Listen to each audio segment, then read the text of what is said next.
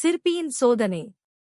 ஒரு கிராமத்தில் வாழும் தெய்வீக திறமை கொண்ட சிற்பி கரிகாலன்.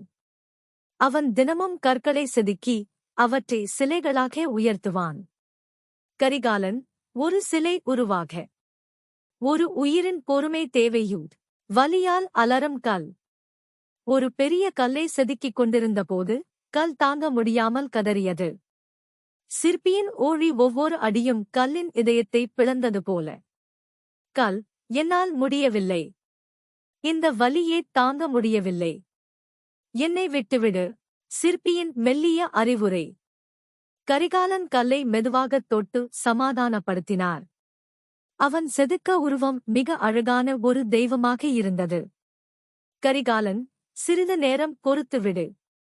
நீ அனைவரும் வணங்கும் சிலை ஆகிவிடுவாயு. கல்லின் தவறான முடிவு. ஆனால் கல் மீண்டும் மீண்டும் அழுதது. அதற்குப் பொறுமை இல்லை. தன்னுடைய வலியை மட்டுமே பார்த்தது. கல், இல்லை. வேண்டாம். இந்த வேதனைக்கு நான் ஒத்துக்கொள்ள முடியாது. புதிய கல், புதிய விதி. கரிகாலன் அதை விட்டு மற்றொரு கல்லை எடுத்தார். அந்தக் கல் அமைதியாகவும் பொறுமையாகவும் ஒவ்வொரு அடியையும் தாங்கிக் கொண்டது.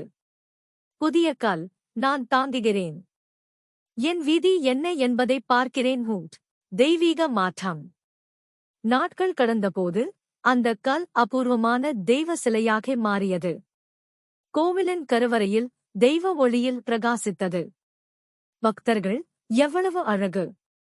எவ்வளவு தெய்வீகம்! பழைய கல்லின் துயரம். ஒரு காலத்தில் வலி தாங்க முடியாத கல். இப்போது பாதையோரத்தில் மனிதர்கள் தினமும் மிதித்துச் செல்கிறார்கள். பழைய கல், மெல்ல சோகஸ்மெலி. நான் பொறுமையில்லாமல் எனது உயர்வை இழந்தேன்.